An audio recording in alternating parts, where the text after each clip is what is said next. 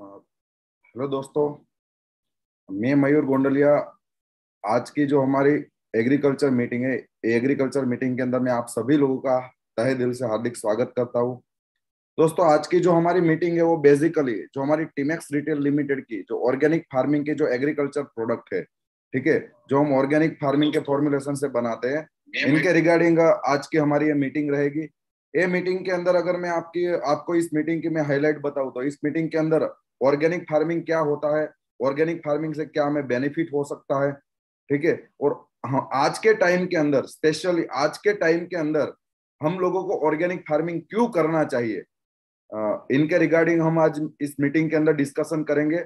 और जो हमारी टीमेक्स रिटेल लिमिटेड की जितनी भी प्रोडक्ट है, ठीक है, जो ऑर्गेनिक फार्मिंग के अंदर हम लोग यूज करते हैं, तो ये प्रोडक्ट क्या है, इस प्रोडक्ट कैसे इस्तेमाल करना होता है, ये प्रोडक्ट से क्या हमें बेनिफिट मिल सकता है, इनके रिगार्डिंग हम आज इस मीटिंग के अंदर डिस्कशन करेंगे। तो मैं मयूर गोंडलिया दोस्तों, आज की इस मीटिंग की मैं शुरुआत करता हूँ। स्पेशली ये मीटिंग हमने हमारे जो किसान भाइयों है इनके लिए हमने अरेंज की हुई है, ताकि आज के टाइम के अंदर सब लोग ऑर्गेनिक फार्मिंग के ऊपर तो काम करना चाहते हैं, लेकिन बहुत बार क्या होता है कि सही जानकारी ना होने के कारण ऑर्गेनिक फार्मिंग नहीं कर सकते।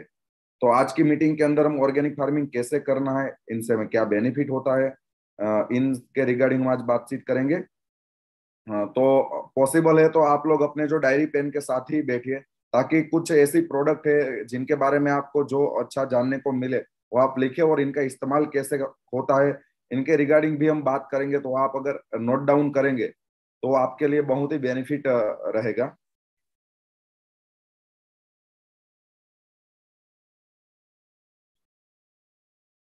दोस्तों, आज का जो एक कृषि वेबिनार हमारा है, एक कृषि वेबिनार को हम शुरुआत करने जा रहे हैं। तो मैं सभी हमारे जो किसान भाइयों है इनको मैं इनवाइट करना चाहता हूँ आज इस वेबिनार के अंदर, ताकि वो सब लोग भी जान सके कि हम लोगों को ऑर्गेनिक फार्मिंग कैसे करनी है, ऑर्गेनिक फार्मिंग से क्या बेनिफिट हो सकता है, और जो टीमेक्स रिटेल लिमिटेड की जो ऑर्गेनिक फार्मिंग प्रोडक्ट है इनका इस्तेमाल हमें कैसे करना होता है। तो दोस्तों, सबसे पहले हम जानते हैं बहुत बार क्या होता है कि जब हम बात करते हैं तो बहुत सारे लोगों को ये लगता है कि ऑर्गेनिक फार्मिंग है ये कुछ नई एग्रीकल्चर की टेक्निक होगी। नहीं दोस्तों, ये सबसे पुरानी हमारी एग्रीकल्चर की जो पद्धति है, जिनको हम जैविक खेती बोलते हैं, वो जैविक खेती सबसे पुरानी खेती पद्धति है। तो जैविक खेती से हमें क्या बेनिफिट होता है, तो जैविक खेती हमारी मिट्टी को तो अच्छी करती है, साथ ही साथ जो एनवायरमेंट है वो एनवायरमेंट फ्रेंडली होता है। ताकि जो आज के टाइम के अंदर जो पॉल्यूशन बढ़ रहा है, वाटर पॉल्यूशन हो गया, जमीन का पॉल्यूशन हो गया, फिर साथ साथ पानी का पॉल्यूशन हो गया, एयर पॉल्यूशन हो गया, इनके अंदर भी ये हमारी जो ऑर्गेनिक फार्मिंग से हम अगर खेती करते हैं तो इनके अंदर भी बेनिफिट होता है, क्योंकि इनके अंदर कोई भी केमिकल इस्तेमाल नहीं होता है। और केमिकल ना इस्तेमाल होने के कारण जो पर्यावरण है वो सुरक्षित रहता है। और ऑर्गेनिक फार्मिंग की अगर मैं स्पेशली बात करूं तो 1990 से, मतलब 1990 के बाद एक ऑर्गेनिक फार्मिंग का एक अच्छा टाइम आया है। और आज के टाइम के अंदर तो ऑर्गेनिक फार्मिंग का बाजार है वो भी अच्छी तरीके से बढ़ चुका है, वर्ल्ड वाइड भी बढ़ा है, इंडिया के अंदर भी बढ़ा है। जैविक खेती के अंदर क्या होता है, जैविक खेती के अंदर हम लोगों को जो बेनिफिट मिलता है वो तो हमें पता ही है, लेकिन जैविक खेती के अंदर जो हम लोग ऑर्गेनिक जो दवाइयां इस्तेमाल करते हैं वो किस तरीके से बनती है। तो जैसे मान लो कि जो रासायनिक दवाइयां होती है, तो रासायनिक खाद होता है, वो कारखानों के अंदर जो रासायनिक जो फॉर्मुलेशन होते हैं वो रासायनिक फॉर्मुलेशन के माध्यम से बनते हैं। लेकिन जो जैविक जो भी हम दवाइयां इस्तेमाल करते हैं, वो जैविक जो दवाइयां होता है, जो हमें नेचुरली रूप से जो पेड़ पौधे हैं उनके फल फूल है, उनके ऑयल है, इनके अंदर से ही हमें जैविक दवाइयां मिलती है।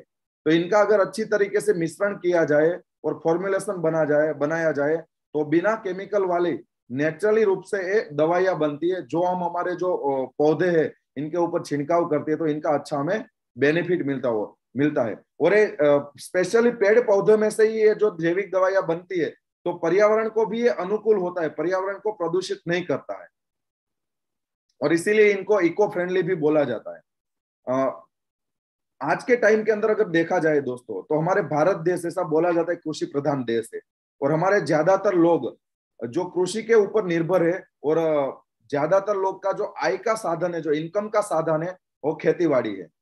तो सबसे ज्यादा खेतीबाड़ी हमारे देश में होती है, और इसीलिए हमारा जो देश का जो अर्थव्यवस्था है, जो हमारी इकोनॉमी है, वो भी खेतीबाड़ी के ऊपर ज्यादा डिपेंड रहती है। तो जैसे ही आज के टाइम के अंदर जो पॉपुलेशन बढ़ रहा है, जनसंख्या बढ़ रही है, तो जनसंख्या बढ़ने के साथ साथ जो खेत उत्पादन है, जिनके अंदर हम धान ले ले, फल फूल ले ले, सब्जी ले ले, इनकी भी आज मांग बढ़ रही है। तो बढ़ती मांगों के कारण आज जो खेत के अंदर जो उत्पादन मिलना चाहिए वो इतना नहीं मिलता है। तो इनके कारण क्या होता है कि लोगों को अच्छा जो सब्जी मिलनी चाहिए, अच्छे धान मिलना चाहिए, वो पर्याप्त मात्रा में मिलता नहीं है। तो इनके वो मिलता क्यों नहीं है? क्योंकि आज के टाइम के अंदर अगर खेतीबाड़ी के अंदर सबसे बड़ी जो समस्या है ना, वो है कीट की समस्या। और कीट को नियंत्रण करने के लिए हम रासायनिक कीटनाशकों का इस्तेमाल करते हैं। और जैसे ही रासायनिक कीटनाशकों का इस्तेमाल करते हैं, तो वही कीटनाशक है रासायनिक जो हम पेड़ पौधे के ऊपर लगाते हैं, वही हमारे धान के अंदर, हमारे फल के अंदर, हमारे फूल के अंदर, हमारी सब्जी के अंदर वो मिल जाता है। और इनके कारण वही फूल है, वही सब्जी है, वही फल है, वही धान है, हम इंसान खाते हैं। तो हमारी बॉडी के अंदर वही रासायनिक जो पेस्टिसाइड है, वो हमारी बॉडी के अंदर आ जाता है। और इनके कारण हमारी जो इम्यून सिस्टम है, वो इम्यून सिस्टम होती है, वो कमजोर होती है। और इम्यून सिस्टम कमजोर होने के कारण हमारा जो शरीर है वो बीमार पड़ जाता है। और वो बीमार होने के बाद हम लोग क्या करते हैं, हॉस्पिटल के अंदर जाते हैं, और फिर हम इलाज करवाते हैं, और हमारा जो ज्यादातर खर्चा है वो इलाज में चला जाता है। तो पिछले कुछ सालों के अंदर लोगों को ये समझ में आया है कि जहरीले जो भी केमिकल्स थे, जिनका हम खेत के अंदर इस्तेमाल करते हैं, इनसे जो हमारे किसान भाई है उनको तो नुकसान हो ही रहा है, क्योंकि इनके कारण इनकी जो लागत है वो बढ़ रही है, जमीन की जो उपजाऊ क्षमता है वो कम हो गई है, और साथ में साथ उत्पादन बढ़ नहीं रहा है। और इनके साथ साथ जो केमिकल्स की जो दवाई आती है, इनके कारण जो खर्च भी बढ़ रहे हैं। तो ये सब का नियंत्रण करने के लिए आज बहुत सारे हमारे किसान भाई लोग हैं, वो लोग जैविक खेती की ओर वो प्रयाण कर रहे हैं। और इसीलिए आज गवर्नमेंट ऑफ इंडिया, आज हम मोदी जी की भी स्पीच सुने, तो वो भी आज ऑर्गेनिक फार्मिंग को क्यों बढ़ावा दे रहे हैं? क्योंकि आज गवर्नमेंट को भी पता है कि जो केमिकल्स का इस्तेमाल से हमें क्या क्या नुकसान हो रहा है, तो वो नुकसान को कम करने के लिए हमें ऑर्गेनिक के ऊपर जाना ही पड़ेगा। और इसीलिए आज आप बहुत बार स्पीच में सुनते हो, हमारे जो गवर्नर है गुजरात के, वो भी बहुत ही अच्छी तरीके से ऑर्गेनिक फार्मिंग की जो मुहिम चला रहे हैं। ठीक है, तो ये सब लोग ये क्यों कर रहे हैं? क्योंकि इनका उनको पता है कि अगर ऐसे हम अगर ऑर्गेनिक फार्मिंग के ऊपर काम करना शुरू कर देंगे, तो हमारी जो इकोनॉमी है, इकोनॉमी को तो बेनिफिट होगा ही, हमारे किसान को भी बेनिफिट होगा, साथ साथ जो जनसंख्या है, वो जनसंख्या का स्वास्थ्य भी अच्छा रहेगा। ठीक है, तो जैविक खेती से हमें क्या लाभ होता है? तो जैविक खेती से अगर हम किसान की दृष्टि से देखें, तो जो हमारी जो भूमि है, हमारी जो जमीन है, इनकी उपजाऊ क्षमता में अंदर वृद्धि होती है। साथ ही साथ जो सिंचाई के अंतराल के अंदर भी वृद्धि होती है।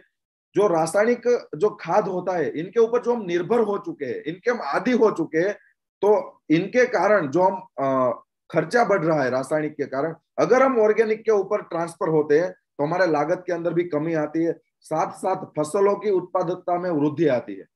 और इनके साथ साथ जो बाजार के अंदर आज जैविक उत्पादनों की मांग बढ़ रही है, वो जैविक उत्पादन की मांग बढ़ रही है, तो इनके कारण हमारे जो किसान भाई है, इनकी आय के अंदर भी वृद्धि होती है। ठीक है, दूसरा अगर हम देखें तो मिट्टी की दृष्टि से देखें, तो जैविक खाद के उपयोग करने से जो हमारी जो जमीन है, उनके गुणवत्ता के अंदर सुधार आता है, क्योंकि इनके अंदर कोई केमिकल का इस्तेमाल नहीं होता। इनके अंदर जो भी इस्तेमाल होता है, वो जो पर्यावरण के अंदर से भी जो हमें मिलता है, ठीक है, इनका ही हम इस्तेमाल करते हैं इनके अंदर। तो इनके कारण क्या होता है, जमीन की गुणवत्ता के अंदर सुधार आता है।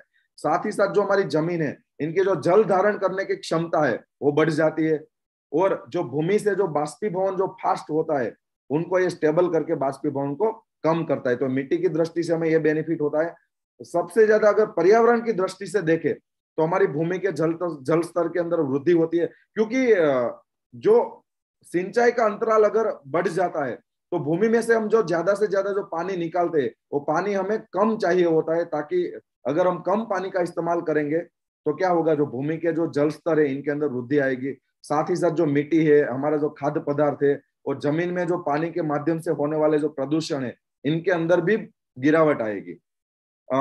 फिर ये जो ऑर्गेनिक फार्मिंग के अंदर जो कचरे होते हैं, इनका इस्तेमाल खाद बनाने में होता है। और कचरे का इस्तेमाल अगर खाद बनाने में हो जाए, तो जो कचरे के जो ढेर लगे होते हैं, तो इससे होने वाली बीमारियों से भी कमी आती है। मतलब अगर मैं एक टाइप से देखूं, तो जो वेस्ट होता है वो वेस्ट में से बेस्ट बना के हम यही इस्तेमाल हम खेतीबाड़ी के अंदर करते हैं।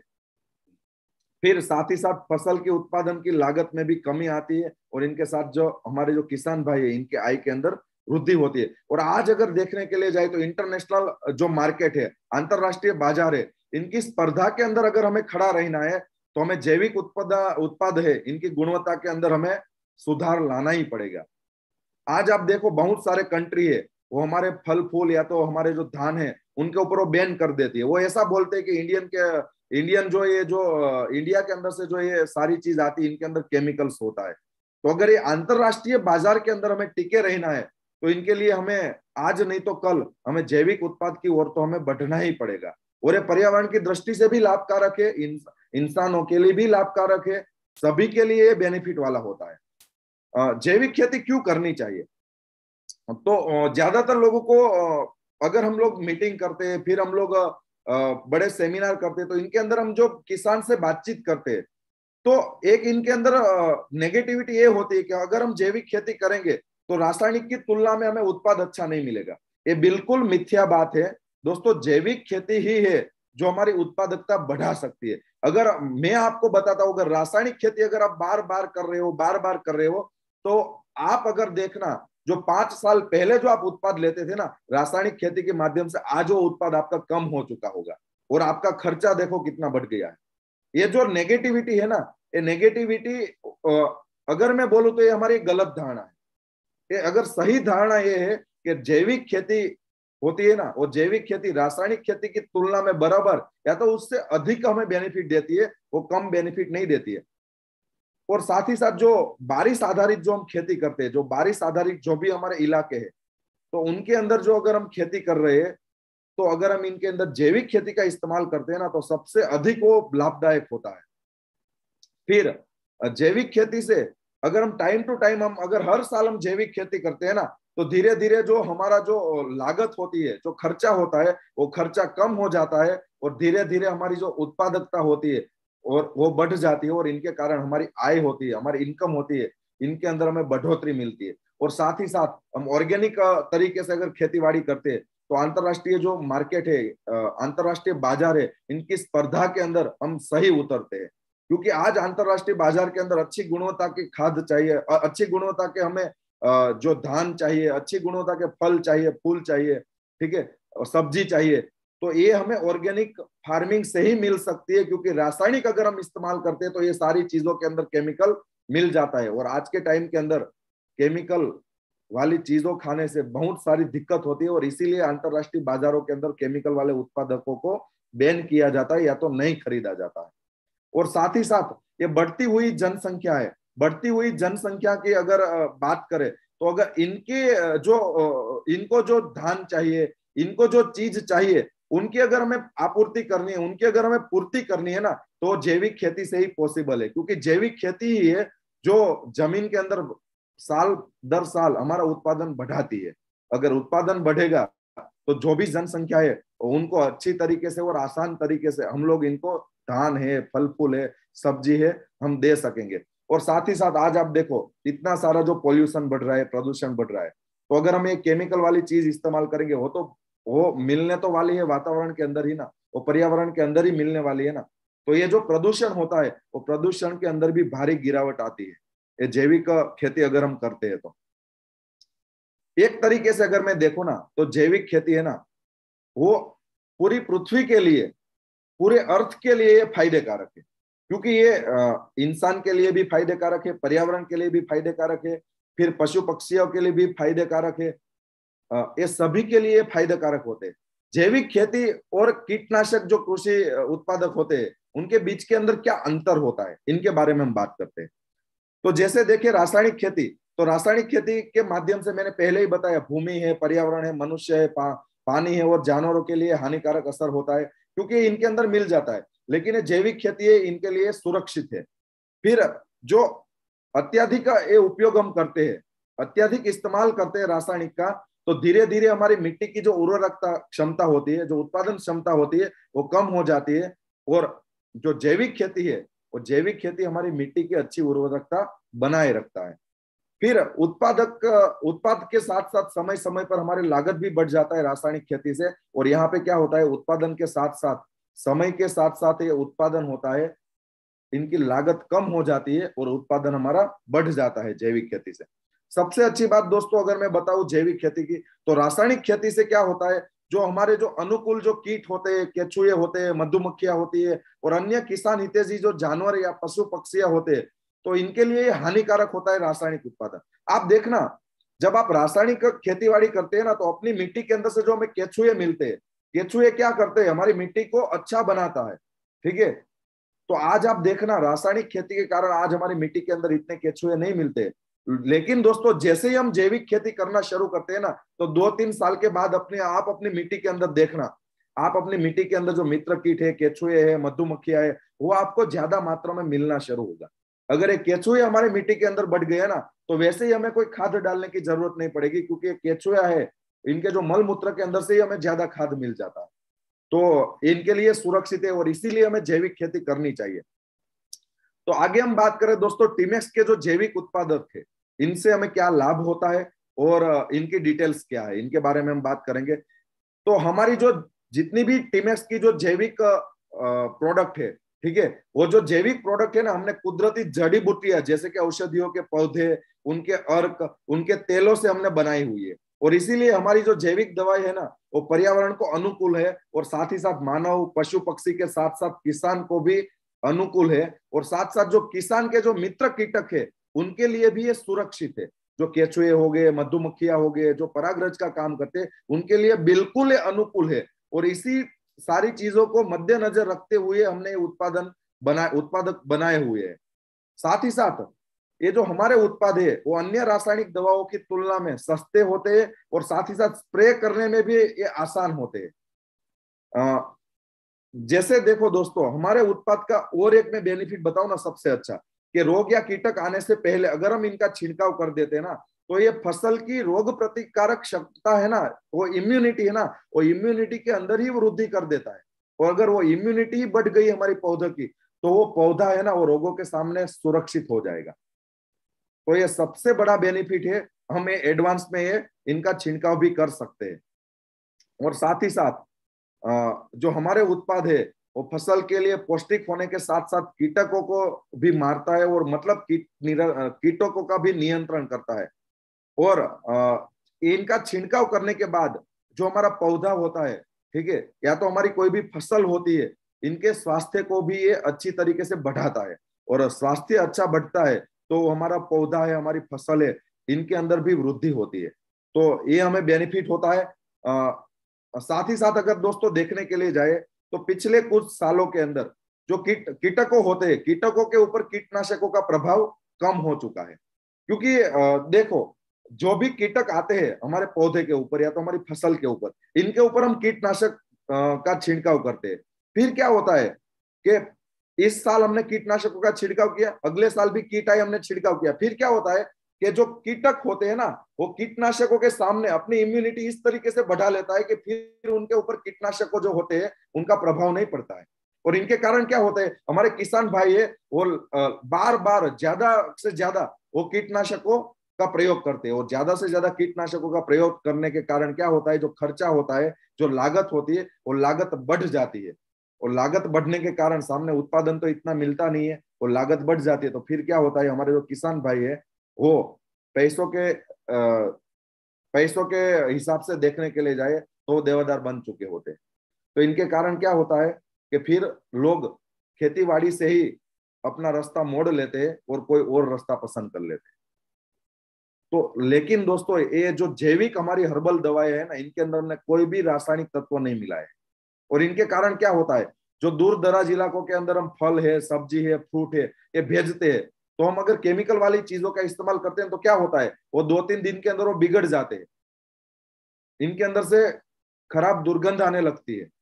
लेकिन अगर हम ये जैविक दवाइयों का इस्तेमाल करते हैं ना, तो ये जो फल है, फूल है, सब्जी है, ठीक है, इनको अगर हम दूर इलाके पे ले जाते हैं तो इनके अंदर से कोई खराब दुर्गंध नहीं आती है और वो लंबे समय तक तरोताजा रहता है। ठीक है, तो आज से ही हम आयुर्वेदा के साथ जुड़े। और मैं आपका आह्वान करता हूँ, हम सब किसान भाई आयुर्वेदा का इस्तेमाल करिए, हर्बल दवाइयों का इस्तेमाल करिए, ताकि हम लोग, हमें तो हमें तो सुरक्षा प्रदान करते ही है, लेकिन साथ साथ हमारे देश के लिए भी अच्छा होगा। तो दोस्तों मैं आगे बात करता हूँ हमारे टीमेक्स के जो उत्पाद है इनके बारे में। तो हमारे अगर खेतीबाड़ी के अंदर देखे जाए तो तीन चीज, मिट्टी, दूसरी हमारी फसल, और तीसरी जब फसल के ऊपर अगर कोई कीटक आए तो उनका नियंत्रण है। तीन चीज होती है। तो मैं सबसे पहले मिट्टी के ऊपर बात करता हूँ। तो मिट्टी के लिए हम क्या करते हैं, रासायनिक खाद डालते हैं। क्यों? क्योंकि हमारी मिट्टी के अंदर जो हमें जो पोषक तत्व मिलने चाहिए, जो नाइट्रोजन है, फॉस्फोरस है, पोटास है, मोलिब्डम है, ठीक है, सल्फर है, ये जो सारी चीज हमारे पौधे को मिलने चाहिए वो हमारी मिट्टी के अंदर नहीं होते। तो हम क्या करते हैं, बाहर से रासायनिक फॉर्मुलेशन वाली जो भी रासायनिक खाद है वो हम डालते हैं। लेकिन दोस्तों हमने यहाँ पे टीमेक्स रिटेल लिमिटेड ने यहाँ पे ऐसे फॉर्मुलेशन बनाए हुए हैं जो नेचुरली रूप से बनाए हुए हैं, और वो नेचुरली रूप से हमें नाइट्रोजन है, फॉस्फोरस है, पोटास है, सल्फर है, मोलिब्डम है, बोरोन है, वो हमारी मिट्टी को प्रदान करता है। और ये मिट्टी के अंदर मिलता है तो क्या होता है, वो मिट्टी में से हमारे पौधों में जाता है। तो ये एकदम कुदरती तरीके से बनाया हुआ है। और इसीलिए जो टीमेक्स के जो ये ऑर्गेनिक फार्मिंग के प्रोडक्ट है वो एनओसीए द्वारा सर्टिफाइड है, नोका द्वारा सर्टिफाइड किया हुआ है। तो आप बिना संकोच से इसका इस्तेमाल कर सकते हैं। तो मैं पहली उत्पाद के बारे में बात करता हूँ, भूमिविटा। ये भूमिविटा है वो जमीन के साथ साथ हमारा जो छोड़ है और फसल है इनके लिए भी ये फायदेमंद होता है। ये भूमिविटा हमें क्या बेनिफिट देता है, इनके ऊपर भी मैं आप बात करता हूँ। जैसे भूमिविटा से हमें क्या फायदा मिलता है, ये भूमिविटा जब हम इस्तेमाल करते हैं हमारे खेत के अंदर तो हमारे पौधों की जो पाचन क्रिया है इनको गति प्रदान करता है।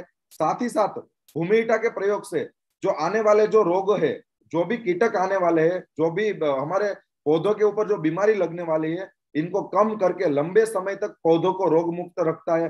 साथ साथ जो भूमिविटा के प्रयोग से हमारे पौधों की पत्तियों के अंदर जो हरित द्रव्य होता है, हरित द्रव्य को यह विकसित करता है और प्रकाश संश्लेषण को यह बढ़ाता है।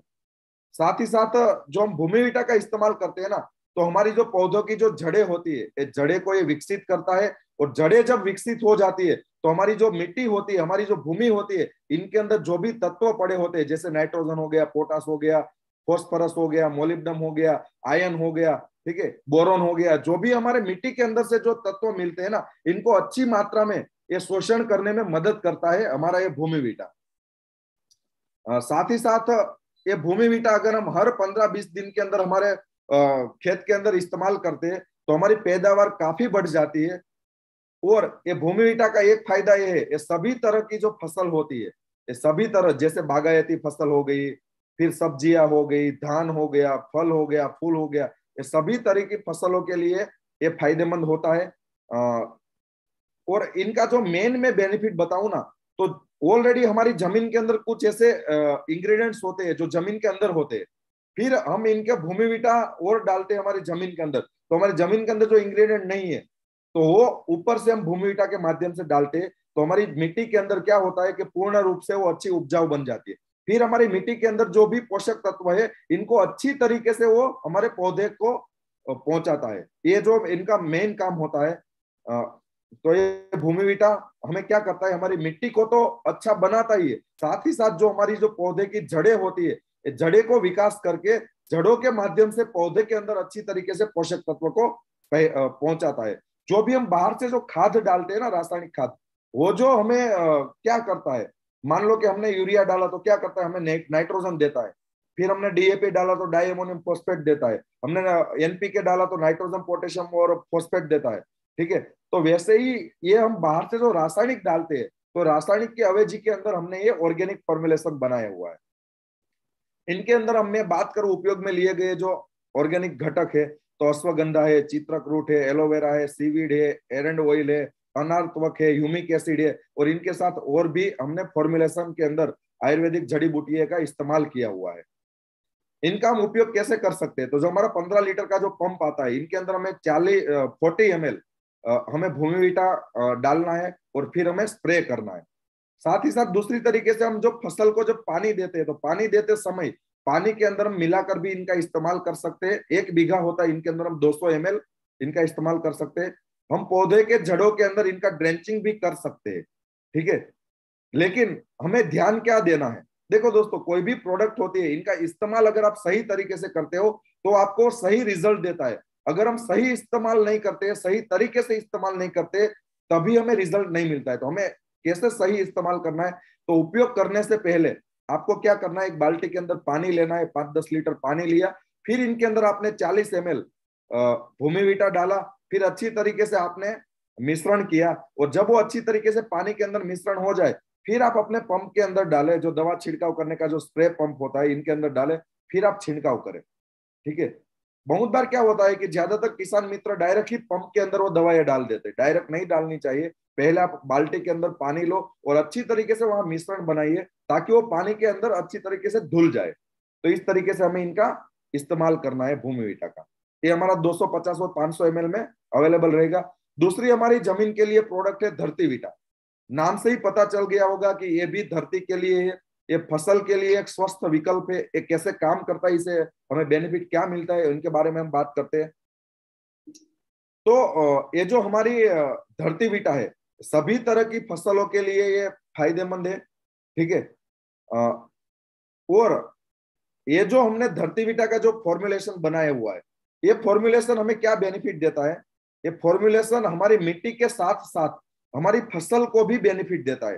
तो हमने यहाँ पे डबल फॉर्मुलेशन बनाया हुआ है। ये जो मिट्टी की उर्वरा क्षमता है, इनको तो बढ़ाता है, लेकिन हमारी मिट्टी के अंदर जो हमने पहले जो केमिकल इस्तेमाल किया होता है, जो भी रासायनिक इस्तेमाल किया होता है, इनके कारण क्या होता है, वो हमारा रासायनिक जो इंग्रेडिएंट्स होते हैं वो हमारी मिट्टी के अंदर होते हैं। तो ये क्या करता है, मिट्टी को डिटॉक्स करता है और मिट्टी को फिर से अच्छी बनाने में मदद करता है। तो ये हमने फॉर्मुलेशन इस्तेमाल किया है।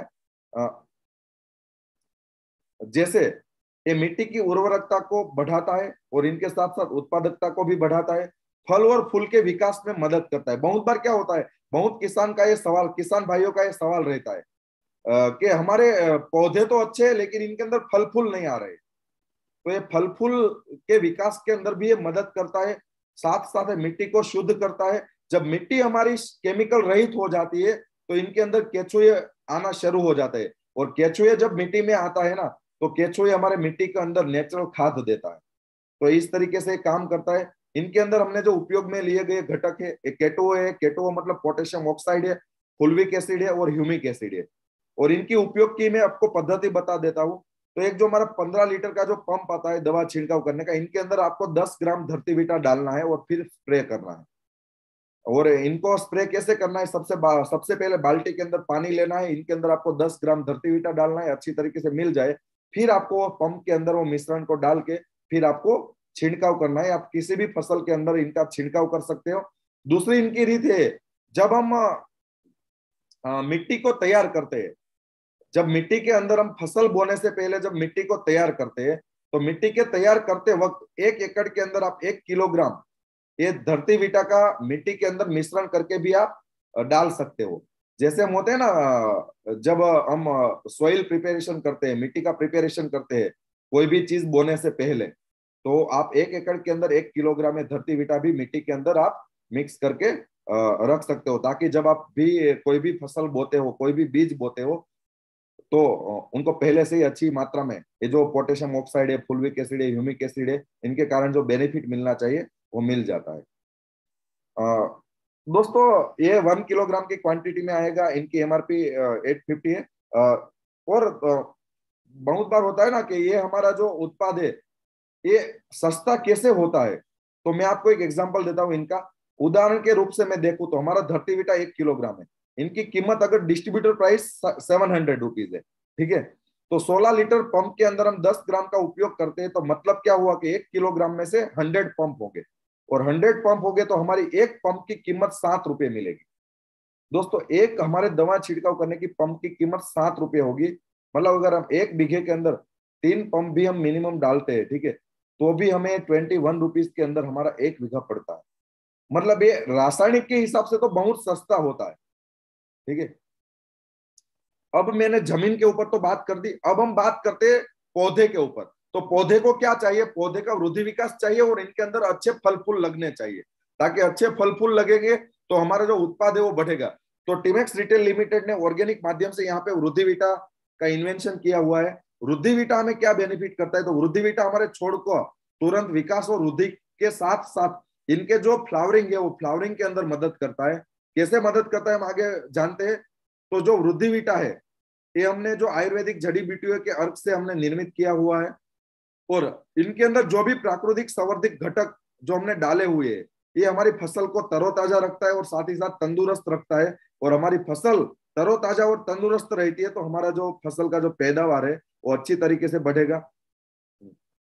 वृद्धिविटा जब आप प्रयोग करते हैं तो जब आपको जो फसल के अंदर जो फूल और फल लगने शुरू होते हैं उस टाइम पे अगर आप वृद्धिविटा का इस्तेमाल करते हो ना तो फल और फूल अच्छे लगेंगे, ज्यादा भी लगेंगे। इनके साथ साथ बहुत बार ये भी सवाल होता है कि फल फूल झड़ जाते, गिर जाते हैं, ठीक है, वो नष्ट हो जाते हैं। बहुत बार क्या होता है कि एनवायरमेंट के अंदर कोई चेंज आया या तो कुछ भी हुआ, ठीक है, तो क्या होता है कि फल फूल तो अच्छे लगते हैं लेकिन फिर वो क्या होते, जड़ जाते, गिर जाते। तो गिरने नहीं देगा और इनको मजबूताई प्रदान करने में ये काम करेगा, क्योंकि इनके अंदर हमने जो इंग्रेडिएंट मिलाया हुआ है वो क्या करेगा, फल फूल को मजबूती देगा और इनके फलीनीकरण के अंदर ये काम करेगा। इनके अंदर हमने उपयोग में लिए गए अश्वगंधा है, चित्रक है, एलोवेरा है, अरंडी का तेल है, और इनके साथ साथ और भी हमने जो इंग्रेडिएंट अच्छे लिए हुए है। ये क्या करेगा, फसल और पौधे का विकास तो करेगा, साथ साथ फलन करेगा, फलन प्रजनन करेगा, और इनके साथ साथ क्या होगा, हमारी उत्पादन के अंदर वृद्धि होगी। मतलब मैं कहूं तो हर 20 दिन के अंदर जब आपके फसल जब जमीन से बाहर आ जाए, आपका पौधा जमीन से बाहर आ जाए, तो हर 20 दिन के अंदर आप इनका छिड़काव करते हो तो क्या होगा कि आपके जो छोड़ है, आपकी जो पौधा है, इनका वृद्धि विकास तो होगा, लेकिन साथ साथ इनकी जो फलन प्रजनन की जो प्रक्रिया होती है, जो फ्लावरिंग लगने की जो प्रक्रिया होती है, धान लगने की प्रक्रिया होती है, सब्जी लगने की जो प्रक्रिया होती है, जो फूल फल लगने की जो प्रक्रिया होती है ना, इनके अंदर ये बहुत ही अच्छा बेनिफिट करता है। तो ये हमें हर 20 दिन के अंदर इस्तेमाल करना चाहिए। और स्पेशली मैं बोलूं तो जैसे ही जब फल फूल लगना जब शुरुआत होता है, ठीक है, उस टाइम के अंदर तो हमें छिड़काव करना ही चाहिए ताकि हमारा जो फल फूल है और धान है वो अच्छी तरीके से लगे।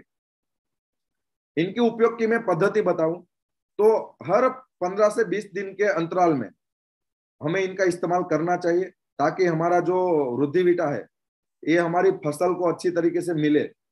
और अच्छी तरीके से मिलेगा तो क्या होगा, हमारे फसल के अंदर वो वृद्धि विकास के साथ साथ फल फूल भी अच्छी तरीके से देगा। ये बीज उपचार के अंदर भी हम काम कर सकते हैं। जैसे ही कोई बीज उपचार हम करते हैं, ठीक है, तो इनके अंदर 1 किलोग्राम बीज के अंदर 10 ml आप 10 ml वृद्धिविटा के साथ साथ अच्छी मात्रा में जो पर्याप्त मात्रा के अंदर पानी लेके आप घोल बनाकर इनका प्रयोग कर सकते हैं। और फसल के अंदर अगर आपको छिड़काव करना होता है तो हमारा 15 लीटर का पंप है, इनके अंदर आपको 40 ml वृद्धिविटा डालना है और फिर स्प्रे करना है। तो सबसे पहले क्या करना है, एक बाल्टी के अंदर पानी लेना है, इनके अंदर 40 ml वृद्धिविटा डालना है, अच्छी तरीके से मिलाना है, फिर आपको इनका छिड़काव करना है। फिर है हमारा नीम ऑयल। ये जो हमारा नीम ऑयल है, वैसे तो अगर देखा जाए तो नीम ऑयल सबके लिए बेनिफिट होता ही है, लेकिन एग्रीकल्चर के अंदर भी आज के टाइम के अंदर एग्रीकल्चर का इतना अच्छा मतलब चल रहा है, जैसे रिसर्च हो गया, फिर आज एग्रीकल्चर डिपार्टमेंट जो भी काम कर रहा है इंडिया के अंदर, तो इन्होंने भी ये प्रूव किया हुआ है कि नीम ऑयल का इस्तेमाल से हमारी फसल को बहुत ही बेनिफिट होता है। और हमारा जो टिमेक्स का नीम ऑयल है वो 2500 ppm का हमने नीम ऑयल बनाया हुआ है, और ये मिट्टी के साथ साथ हमारी फसल को भी ये बेनिफिट करता है। ये 100% हमारा ऑर्गेनिक नीम तेल है। ये नीम तेल को हमने कोल्ड प्रेस मेथड के द्वारा हमने निर्मित किया हुआ है, और इनकी जो पूरी प्रक्रिया होती है बनाने की, इनके अंदर हमने कोई भी केमिकल का इस्तेमाल नहीं किया हुआ है। और ये जब हमने बनाया था तो जो नीम का तेल बनाने से पहले इनके अंदर इस्तेमाल होने वाले नीम के बीजों का जो चयन होता है वो भी बहुत ही सावधानी से किया हुआ है ताकि अच्छी तरीके से अच्छी क्वालिटी का हमें नीम ऑयल मिले। और ये अच्छा एक फॉर्मुलेशन बनाया हुआ है प्रयोगशाला के अंदर, और इनका जो फील्ड परीक्षण है वो भी हमने अच्छी मात्रा में किया हुआ है। और इनके कारण आज के टाइम के अंदर टिमेक्स का नीम ऑयल बहुत ही अच्छा रिजल्ट प्रदान करता है। ये कैसे हमें बेनिफिट देता है, तो ये सैकड़ों प्रकार के कीट के अंदर भी ये काम करता है। ऐसा कहा जाता है कि निमेटोड के नियंत्रण के अंदर बहुत ही अच्छा काम करता है। जैसे हो गया ना, सूचक वर्गीय कीटक हो गए, फिर सफेद मक्खी लगती है, तो इनके अंदर ये बहुत ही अच्छा काम करता है। और साथ ही साथ रिसर्च के माध्यम से ऐसा पता चला है कि जो नीम ऑयल है ना, वो एक बेहतरीन कवकनाशी है। जहाँ पे जो हमें फंगल का इन्फेक्शन लगता है ना पौधों के अंदर, तो इनके लिए भी ये बहुत ही बेनिफिट वाला होता है। साथ ही साथ एक जीवाणुनाशक तो है ही, तो इसीलिए जो औषधीय खेती होती है तो इनके अंदर भी ये बहुत ही फायदेमंद होता है। साथ ही साथ एक नीम ऑयल के अंदर एक आजाद हेराक्टिन करके एक इंग्रेडिएंट मिला जाता है, मिलता है। और जो आजाद हेराक्टिन होता है ना, वो एक बहुत ही विख्यात प्राकृतिक एंटीफिडेंट है और साथ ही साथ ग्रोथ रेगुलेटर है। तो ये नीम ऑयल दो काम करता है, ग्रोथ को रेगुलेट तो करता ही है, साथ ही साथ प्राकृतिक एंटीफिडेंट होने के कारण ये निमेटोड का भी नियंत्रण करता है और फंगल का भी नियंत्रण करता है। इनके अंदर हमने कॉन्सेंट्रेटेड नीम ऑयल का इस्तेमाल किया हुआ है। नीम ऑयल के अंदर इनका उपयोग की पद्धति क्या है, हमारा जो 15 लीटर का पंप है, इनके अंदर आपको 40 ml नीम का तेल डाल के फिर आपको छिड़काव करना है। छिड़काव पहले करने से पहले आपको क्या करना है, बाल्टी के अंदर इनका मिश्रण तैयार कर देना है। और साथ ही साथ जो मैं अभी आगे जो हमारी प्रोडक्ट बताने वाला हूँ, इनके अंदर जो टिमेक्स की जो बायोरक्षक 20 है और बायोरक्षक 40 है, इनके साथ मिला के भी आप इनका छिड़काव कर सकते हो, ताकि बायोरक्षक 20 और 40 का जो बेनिफिट है और भी हमें अच्छा मिले। ये 250 ml की क्वांटिटी में हमने बनाया हुआ है। ये हो गई हमारी वृद्धि विकास की बात। अब हम बात करते हैं जो हमारे पौधे के ऊपर कोई कीटक आते हैं, कीट आते हैं, तो इनका नियंत्रण करने के लिए हम क्या करें। तो सबसे पहले मैं बात करता हूँ हमारी बायोरक्षक सीरीज के अंदर बायोरक्षक 20 की। ये बायोरक्षक 20 हमने स्पेशली जो सूचक वर्गीय कीटक है इनके लिए बनाई हुई है। जैसे सूचक वर्गीय कीटकों के अंदर जो सफेद मक्खी है, चेया है, हरा तेला है, मकड़ी है, कथीरी है, मिलीबाग है, जैसे रस सूचने वाले जितने भी कीटक है, इनके नियंत्रण के लिए हमने ये बायोरक्षक 20 बनाई हुई है। जब ये बायोरक्षक 20 हमने इस ऐसे फॉर्मुलेशन से बनाई हुई है, जैसे आप अपने फसल के ऊपर इसका इस्तेमाल करोगे ना, तो ये बायोरक्षक 20 क्या करेगी, पौधों के भीतर जाके पौधों के रस के अंदर ही मिल जाएगी। और जब पौधों के रस के अंदर मिल जाएगी तो रस सूचने वाले जो कीटक होते हैं ना, वो अपनी खुराक लेने की क्षमता को ही खो देंगे। और खुराक लेने की क्षमता खो देंगे तो फिर क्या होगा, 1-2 दिन के अंदर वो सूख के पौधे से गिर के नाश हो जाएगा। तो एक अच्छे फॉर्मुलेशन से हमने बनाई हुई है। जब हमें ध्यान ये रखना है, बहुत बार क्या होता है कि हमारे किसान भाई जब इनके जो खेत के अंदर जब ज्यादा मात्रा में जब कीट आ जाते हैं ना, फिर वो कीटनाशक का इस्तेमाल करते हैं। मैं आपको बताता हूँ, हम हर रोज खेत के अंदर जाते हैं, ठीक है। तो हमें जब वातावरण के अंदर बदलाव आता है या तो कोई कीट आने की शुरुआत होती है, तो इनिशियल स्टेज के अंदर ही हम इनका इस्तेमाल कर देते हैं ना। तो फिर क्या होता है, इनिशियल स्टेज के अंदर इनका इस्तेमाल कर देते हैं तो हमारे पौधे को ये सुरक्षा प्रदान कर देता है, हमारी इम्यूनिटी बढ़ा देता है पौधे की। जैसे होता है ना कि जैसे कोविड आया, तो कोविड तो आया, लेकिन बहुत सारे लोगों को कोरोना हुआ और बहुत सारे लोगों को नहीं हुआ। जिनको कोरोना हुआ तो इनका रीजन क्या हुआ कि इनकी इम्यूनिटी थोड़ी वीक थी। लेकिन जिनको कोरोना नहीं हुआ तो इनका रीजन क्या था कि इनकी इम्यूनिटी स्ट्रांग थी, क्योंकि वो को कुछ ऐसे खुराक लेते थे जिनके कारण उनकी बॉडी की इम्यूनिटी पहले से ही स्ट्रांग थी। और बॉडी की इम्यूनिटी पहले से ही स्ट्रांग थी तो कोरोना इनकी बॉडी के अंदर आ ही नहीं पाया। वो आने की कोशिश तो की होगी कोरोना ने, लेकिन पहले से ही इम्यूनिटी इतनी स्ट्रांग थी कि वो कोरोना अंदर कुछ इफेक्ट ही नहीं कर पाया। तो ऐसा ही ये काम करता है हमारे पौधों के ऊपर। हम पहले से ही हमारे पौधों की इम्यूनिटी अच्छी कर दे तो क्या होगा कि जो ये कीटक होते हैं वो हमारे पौधे के ऊपर कोई अटैक कर ही नहीं सकेगा। इनके फायदे क्या हो गए, जो थ्रिप्स है, कैलर पिलर है, व्हाइट फ्लाइज है, लिली है, फिर मिलीबाग से जैसे रस सूचने वाले जितने भी कीटक है, इनके सामने ये हमें सुरक्षा प्रदान करता है।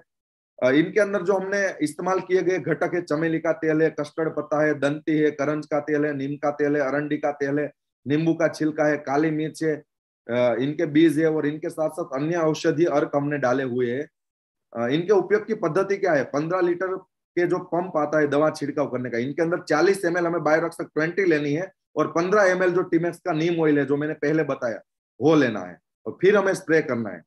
उपयोग करने से पहले क्या करना है, एक बाल्टी के अंदर पानी लेना है, पानी के अंदर 40 ml हमें बायोरक्षक 20 डालना है और इनके साथ साथ 15 ml हमें नीम ऑयल डालना है और वो अच्छी तरीके से मिल जाए, ठीक है, अच्छी तरीके से उनका मिश्रण तैयार हो जाए, फिर हमें पंप के अंदर डाल के हमें छिड़काव करना है।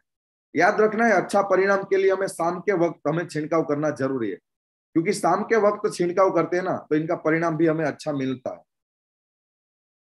जैसे ये जो यहाँ पे आपने देखा, ये जो सारी कीटक होते हैं ये सारी रस सूचने वाले कीटक है। जैसे सफेद मक्खी हो गई, फिर लिली पोपटी हो गई, फिर ये सारी जो रस सूचने वाले कीटक हो गई, थ्रिप्स हो गई, मिलीबग्स हो गए, ठीक है। तो इनके अंदर आप ये बायोरक्षक 20 का इस्तेमाल कर सकते हो। ये 250 ml और 500 ml में अवेलेबल है। फिर दूसरा है बायोरक्षक 40। ये बायोरक्षक 40 ये सुंडी वर्गीय कीटकों के लिए स्पेशली बनाया हुआ है, जिनको हम कैटरपिलर बोलते हैं या तो हम इल्ली बोलते हैं, ठीक है। ये जो प्राकृतिक घटकों से हमने ऑर्गेनिक ये बायोरक्षक 40 बनाया हुआ है, जो स्पेशल इल्ली नाशक है। जैसे हरी इल्ली हो गई, पत्ती भेदक इल्ली हो गई, पत्ती सुरंगक हो गई, गोपकी इल्ली हो गई, फल छेदक इल्ली हो गई, काली इल्ली हो गई, फिर लश्करी इल्ली हो गई, इनके नियंत्रण के अंदर एक काम करता है। मैं आपको बात करूं ना, बायोरक्षक 40 के अंदर हमने एक प्रलोभिका सेट की हुई है। ये प्रलोभिका क्या है? जैसे ही आप बायोरक्षक 40 का छिड़काव करते हो अपने पौधों के ऊपर, तो फिर क्या होगा कि जब आप छिड़काव करते हो ना, तो ये जो सारी इल्ली होती है ना, वो अलग अलग जगह पे होती है। कोई जमीन के अंदर होती है, कोई पत्ते के नीचे होती है, कोई वो बाहर होती है। तो क्या होता है कि जब ये पौधे के ऊपर ये बायोरक्षक 40 गिरती है, तो इनके अंदर हमने ऐसी प्रलोभिका सेट की हुई कि इनके सुगंध से पौधों में या तो पौधे के तेन के अंदर या तो फलों के भीतर जो इल्ली है ना, वो बाहर आती है, वो खाने के लिए। और बाहर आती है तब जब छिड़काव के वक्त जो पंछियां होते हैं ना, वो इल्ली को वैसे ही लेके चले जाते हैं। अगर जो भी इल्ली बच गई, वो क्या करेगी? वो खाने की कोशिश करेगी। वो खाने की कोशिश करेगी तो क्या होगा, अपनी जो इल्ली है ना, इल्ली के अंदर की जो मेटाबॉलिज्म सिस्टम है, ये मेटाबॉलिज्म सिस्टम को डिस्ट्रॉय कर देंगे। और मेटाबॉलिज्म सिस्टम डिस्टर्ब हो जाएगी तो फिर क्या होगी, इल्ली कोई खाना ही नहीं खा पाएगी। खाना नहीं खा पाएगी तो धीरे धीरे 3-4 दिन के अंदर वो अपने आप हमारे पौधे से वो गिर जाएगी। तो हमने ये प्रलोभिका यहाँ पे सेट की हुई है। इनसे हमें क्या फायदा होता है? जो कैटरपिलर से बचाता है, ग्रीन कैटरपिलर हो गई, मिलिट्री कैटरपिलर हो गई, ये सारी कैटरपिलर के अंदर ये बचा काम करता है। इनके अंदर उपयोग में लिए गए घटक है, अरदूसी के पत्ते है, तुलसी है, लहसुन है, नीम का तेल है। और जैसे औषधीय जड़ी बूटियों के अंदर मैं बात करूं तो कीड़ा मारी का जो तेल है, अरंडी का तेल है, इलायची का तेल है, ऐसे अलग अलग ऑयल हमने डाले हुए हैं। इनके उपयोग की पद्धति क्या है? 15 लीटर पंप के अंदर आपको 40 ml बायोरक्षक 40 और 15 ml आपको टिमेस का नीम ऑयल डालना है, फिर आपको छिड़काव करना है। उपयोग करने से पहले क्या करना है, एक बाल्टी के अंदर पानी लेना है 5-10 लीटर। वो पानी के अंदर आपको 40 ml बायोरक्षक 40 डालना है और इनके साथ साथ 15 ml आपको नीम ऑयल डालना है। फिर आपको ये अच्छी तरीके से मिश्रण तैयार करना है और अच्छी तरीके से मिश्रण तैयार हो जाए, और मिश्रण तैयार होने के बाद आपको जो स्प्रे करने के पंप होते हैं इनके अंदर डाल के फिर आपको स्प्रे करना है। और ध्यान दे, शाम को छिड़काव करने से हमें अच्छे परिणाम मिलते हैं। और ये जो सारी इल्ली है ना, जैसे पत्ती भेदक हो गई, ये जो फल भेदक हो गई, मतलब वो फल के अंदर चली जाती है, सब्जियों के अंदर चली जाती है, फल के अंदर चली जाती है, ठीक है। इनके अंदर हमें फायदा मिलता है। ये जो सारी इल्ली होती है, ये जो सारे जो कीटक होते हैं, इनके अंदर ये काम करती है बायोरक्षक 40। ये भी 250 ml और 500 ml में अवेलेबल है। आगे मैं बात करूं बायोरक्षक 60 की, ये स्पेशली हमने विषाणु जनित और फूग जनित रोगों के लिए बनाई हुई है। और ये सबसे अच्छा फॉर्मुलेशन माना जाता है फंगल इन्फेक्शन के लिए। जैसे इनके अंदर हमने विभिन्न जड़ी बूटियों के अर्क हमने डाले हुए हैं, और इसीलिए एक अच्छा कवकनाशी बोला जाता है। ये फसल के अंदर से जो मिट्टी जनित रोग है, जैसे उकसुक हो गया, मुलखाई हो गया, ताना सड़न हो गया, सफेद फूग हो गई, सुकारा हो गया, काली फूग हो गई, गेरू हो गया, इनके अंदर ये अच्छा परिणाम देता है। फिर क्या होता है, जो हमारा पत्ते होते हैं ना, वो वैसे उकड़ा हुआ लगता है, पत्ता सड़ जाता है, पत्ते के ऊपर धब्बा पड़ता है, जैसे झुलसा हो गया, फफूंद हो गया, ऐसी जो बीमारी है ना, इनके अंदर ये काम करता है। फिर पत्ती संकोचन होता है, पूर्ण कुंचन हम बोलते हैं, जैसे बैंगन होता है, फिर वो टमाटर होता है, ठीक है। इनके अंदर ये ज्यादा प्रॉब्लम होती है, तो इनके अंदर आप इनका इस्तेमाल कर सकते हैं। जो सारी सब्जियों के अंदर भी आप इसका इस्तेमाल कर सकते हैं, धान के अंदर भी इस्तेमाल कर सकते हैं, सभी फसलों के लिए ये फायदेमंद है। इनके फायदे फफूंद जनित रोग, विषाणु रोग, सुकारो, जड़ सड़न, रातड़ियों, छासियों, गेरू, सड़ांध आदि में ये लाभकारी है। इनके अंदर हमने जो उपयोग में लिए गए घटक है, तुलसी है, अरदूसी है, सातोड़ी है, नीलगिरी है, नीम का तेल है, अरंडी का तेल है, और भी अलग अलग जड़ी बूटियां हमने इस्तेमाल की हुई है। इनका उपयोग कैसे करना है? 15 लीटर के पंप के अंदर आपको 40 ml 15 लीटर के पंप के अंदर आपको 40 ml बायोरक्षक 60 डालना है और फिर आपको मिश्रण तैयार करके आपको इस्तेमाल करना है। एक बात याद रखना, अगर जड़ों के अंदर अगर फूग लगी है, जड़ों के अंदर अगर फंगस है, तो आपको ड्रेंचिंग करना है। और अगर बाहर आपको कोई ऐसी प्रॉब्लम है, पौधे के बाहर जब प्रॉब्लम है, पौधे के ऊपर प्रॉब्लम है, तो आपको स्प्रे करना है। उपयोग करने से पहले बाल्टी के अंदर पानी लेना है, इनके अंदर बायोरक्षक 60 डालना है, 40 ml अच्छी तरीके से मिश्रण करना है, फिर आपको इनका स्प्रे करना है। स्प्रे की जरूरत है तो स्प्रे करना है। जैसे मान लो कि पौधे के ऊपर कोई प्रॉब्लम आई है, पत्ते के ऊपर या तो पौधों के ऊपर, तो आपको स्प्रे करना है। और जड़े के अंदर प्रॉब्लम है, क्योंकि बहुत बार क्या होता है कि ये जो फूग होती है वो मिट्टी जनित होती है, तो जड़ों के अंदर लगती है, तो वहां पे आपको ड्रेंचिंग करना है। ये जो सारे प्रॉब्लम होते हैं यहाँ पे जो दिखाई दिए, ठीक है, ये प्रॉब्लम के अंदर आपको ये बायोरक्षक 60 का इस्तेमाल करना है। 500 ml के अंदर अवेलेबल है।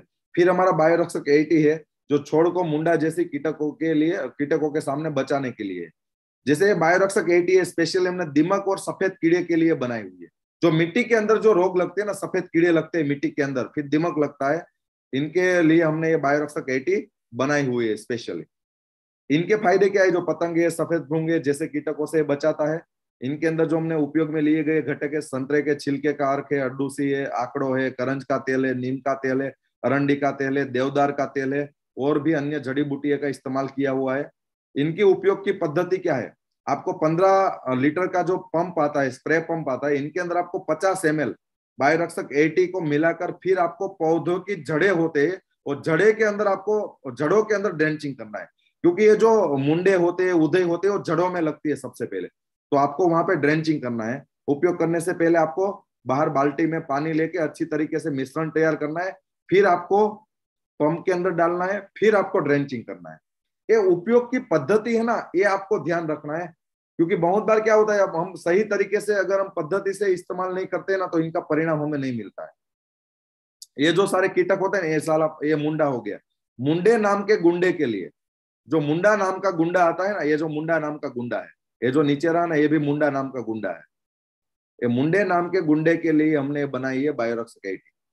फिर दीमक के लिए हमने ये बनाई है, ये 500 ml के अंदर है।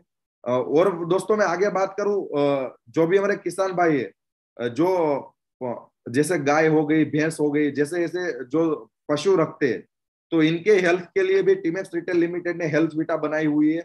ये हेल्थ वीटा क्या करती है? दूध और फैट को बढ़ाने के साथ साथ जो भी हमारे जो पशु है, इनकी इम्यूनिटी को भी इंप्रूव करता है, और साथ ही साथ इनको रोगों के सामने लड़ने में भी ये मदद करता है। ये मैं आपको डिटेल में बताना चाहता हूँ हेल्थ वीटा क्या है। ये जो टीमेक्स हेल्थ वीटा है, ये दूध और फैट की मात्रा को बढ़ाने के साथ साथ बढ़ा, दूध और फैट की मात्रा को तो बढ़ाता ही है, लेकिन इनके साथ साथ जो हमारे पशु होते हैं, इनके अच्छे स्वास्थ्य और इनके पाचन के अंदर सुधार भी करता है। तो जो हमारे पशु को जो आवश्यक विटामिन और खनिज चाहिए, ठीक है, वो भी ये प्रदान करता है। जैसे हमारे इंसान की बॉडी को भी विटामिन और मिनरल्स चाहिए, वैसे भी पशु की बॉडी को भी विटामिन और मिनरल्स चाहिए। हमें क्या, हमें बहुत बार ऐसा लगता है कि यार हमारी जो ये गाय है, भैंस है, वो ज्यादा दूध नहीं देती है, या तो गाढ़ा दूध नहीं देती, इनका फैट अच्छा नहीं आता है, हमें बार बार बोलते रहते हैं। लेकिन आप ये सोचो कि अगर इनकी बॉडी को जो विटामिन और मिनरल्स चाहिए, इनको जो खनिज चाहिए, वो नहीं मिलते, तो उनका दूध और फैट कैसे बढ़ेगा? तो सबसे पहले इनकी बॉडी के ऊपर काम करना पड़ेगा, पशु को हेल्दी बनाना पड़ेगा, पशु को तंदुरुस्त बनाना पड़ेगा, और तंदुरुस्त पशु बनेगा तो तंदुरुस्त पशु ही आपको अच्छा दूध और गाढ़ा दूध देगा। तो हमने ये क्या किया है, पशु के जो शरीर है और इनकी मांसपेशियों है, इनकी मांसपेशियों को ये विकास करेगा, और इनके साथ साथ इनके जो बॉडी है, वो बॉडी को भी ये तंदुरुस्त बनाएगा। हेल्थ वीटा के फायदे क्या होता है? हमारे जो भी गाय या भैंस है, इनके जो पाचन के अंदर सुधार करता है, ये इनको शक्ति प्रदान करता है। साथ साथ दूध के, क्योंकि इनके पाचन के अंदर सुधार हो गया और पशु को शक्ति मिल गई, फिर तो इनकी दूध की पैदावार तो बढ़ती है, साथ साथ गाढ़ा दूध देता है, इसीलिए फैट को बढ़ावा देता है। जरूरी विटामिन और मिनरल्स ये हेल्थ वीटा में से मिलता है, और इसी के कारण इनकी तंदुरुस्ती बनी रहती है। और फिर ये जो हमारे जो भी गाय या भैंस है, इनकी हड्डियों को भी मजबूत बनाने में भी ये कारगर साबित होता है। और जो भी पशु होते हैं, कभी क्या होता है, वो बीमार पड़ जाता है, तो बीमारी के बाद क्या होता है, दूध होता है ना, वो कम हो जाता है। तो ये बीमारी के बाद तुरंत दूध उत्पादन को ये बढ़ावा देता है। इनके अंदर जो हमने घटक लिए हुए हेल्थ वीटा के अंदर अश्वगंधा है, आप इनका इंग्रेडिएंट देखिए, घटक देखिए, ये घटक से ही आपको पता चल जाएगा ये पशु को बेनिफिट ही करवाएगा। अश्वगंधा है, जीवंती है, शतावरी है, जेठी मध है, गोखरू है, नागरमोथा है, कोचा है, आंवला है, वर्धरो है, शंख भस्म है, मंडूर भस्म है, और भी इनके अंदर अच्छे घटक हमने मिलाए हुए हैं। इनके उपयोग हमें कैसे करना है? जो पशु को दिन के अंदर एक बार आपको 50 ml खाद्य के साथ मिला के आपको पशु को देना है। जैसे हम सुबह में पशु को जो भी दान देते हैं, खाद्य देते हैं, इनके अंदर हमें मिक्स कर देना है ताकि वो खाद्य के साथ साथ ही पशु के बॉडी के अंदर चले जाए। मतलब एक दिन के अंदर में 50 ml देना है। आप वो सुबह भी दे सकते हैं या तो शाम के वक्त भी दे सकते हैं, लेकिन आप सुबह देते हैं तो अच्छा रहेगा, क्योंकि सुबह के वक्त जो पशु का जो अंदर की जो सिस्टम है, ठीक है, जैसे मेटाबॉलिज्म सिस्टम होगी, इम्यून सिस्टम होगी, वो फ्रेश होगी। और उस टाइम के अगर हम उनको अच्छा खाना देते हैं, तो हम बोलते हैं ना, इंसान को भी अगर सुबह खाली पेट अगर अच्छी आयुर्वेदिक चीजें लेते हैं तो हमारी बॉडी के लिए फायदेमंद होती है, तो वैसे ही पशु की बॉडी के लिए भी फायदेमंद होता है अगर हम सुबह के टाइम के अंदर देते हैं। तो ये हेल्थ वीटा है दोस्तों। ऑर्गेनिक फार्मिंग के ऊपर हमारे आज प्राइम मिनिस्टर नरेंद्र मोदी साहब भी बहुत ही अच्छी बात बोलते हैं और बहुत ही अच्छी वो भी मुहिम चलाते हैं। तो भारत के प्रधानमंत्री ने भी जैविक खेती के आह्वान किया हुआ है। मैं आपको कुछ क्लिप है जो मैं बताना चाहता हूँ, हमारे प्राइम मिनिस्टर ने जो ऑर्गेनिक खेती के बारे में जो बात की है। भाइयों और बहनों, मैं आप सभी सिक्किम वासियों को, यहाँ की सरकार को और विशेषकर यहाँ के किसानों को बधाई देता हूं कि आप ऑर्गेनिक फार्मिंग को लेकर देश में उदाहरण बनकर के सामने आए। सिक्किम यहाँ की सरकार 100% ऑर्गेनिक फार्मिंग स्टेट बनने वाला पहला राज्य है। ऑर्गेनिक फार्मिंग को देश भर में बढ़ावा देने के लिए सरकार अनेक प्रयास कर रही है। इसके लिए परंपरागत कृषि विकास योजना के तहत काम किया जा रहा है। न सिर्फ ऑर्गेनिक फार्मिंग को बल दिया जा रहा है, बल्कि उसके लिए वैल्यू एडिशन और मार्केट की व्यवस्था भी की जा रही है। और ये जो हवाई अड्डा है, आज तो पैसेंजर के लिए शुरू हो रहा है, लेकिन वो दिन दूर नहीं होगा जब यहां से फल फूल घंटे भर में दिल्ली के बाजार में पहुंच जाए, वो दिन दूर नहीं होगा।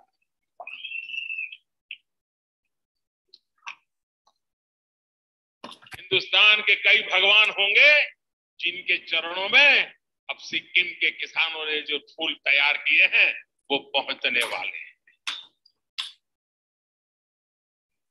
नॉर्थ ईस्ट के राज्यों में सरकार ने mission organic value development for north eastern region नाम से एक विशेष योजना भी चलाई।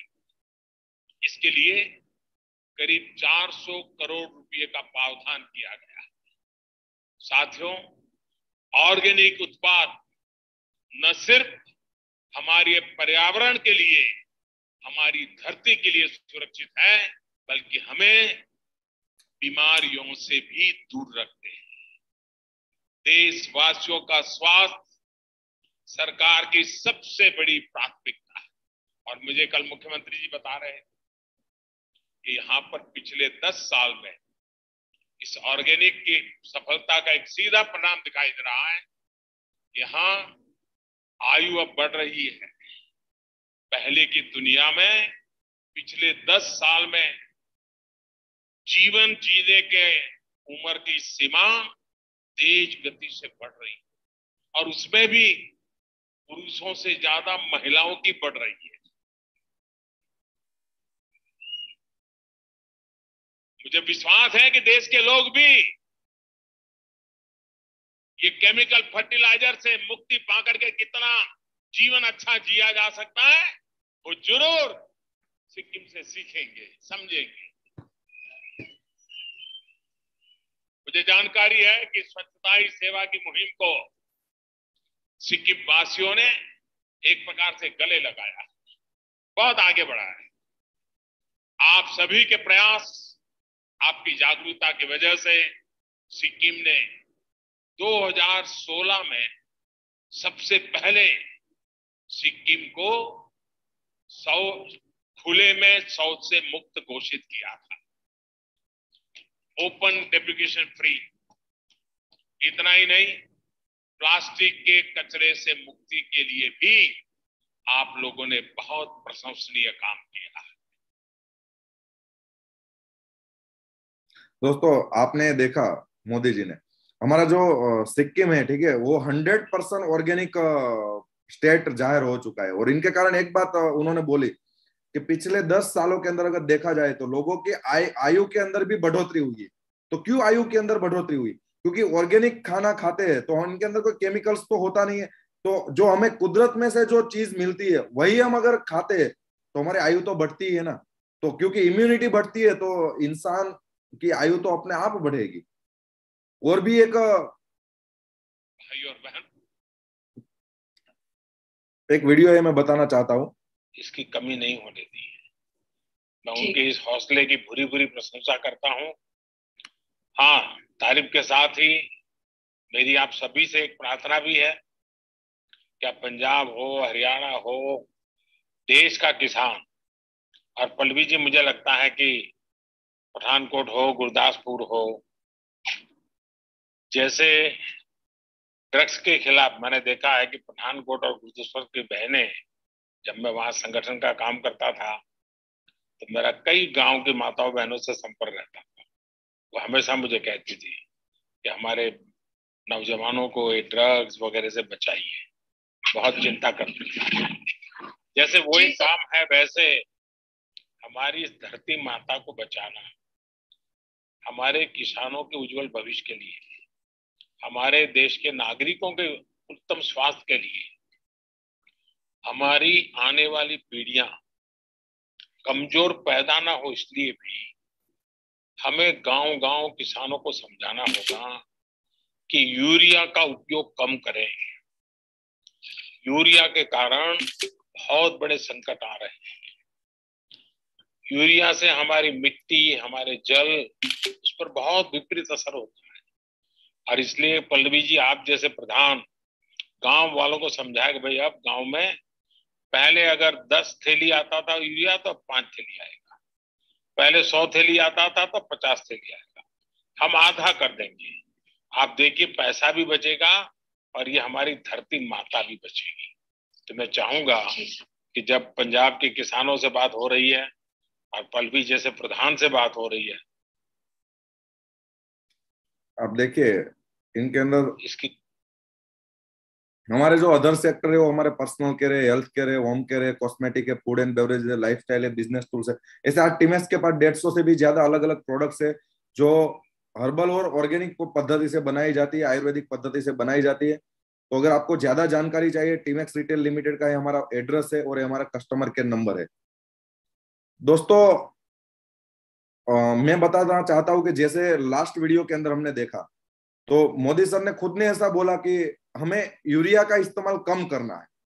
आज देखो देश के प्राइम मिनिस्टर क्यों ऐसे बोल रहे हैं, क्यों बता रहे हैं कि ये यूरिया का इस्तेमाल कम करना है? क्योंकि इन्होंने एक बात बताई कि इनके कारण हमें आज तो नुकसान हो रहा है, लेकिन हमारी आने वाली पीढ़ी को अगर हमें बचाना चाहते हैं ना तो हमें यूरिया का इस्तेमाल, रासायनिक खाद का इस्तेमाल कम करना है। उन्होंने बताया कि पहले 100 बोरी आता था, आज 50 बोरी, फिर 50 बोरी आता है तो 25 बोरी, हमें इनको कम करते जाना है और पूरी तरीके से ऑर्गेनिक रूप में हमें काम करना है।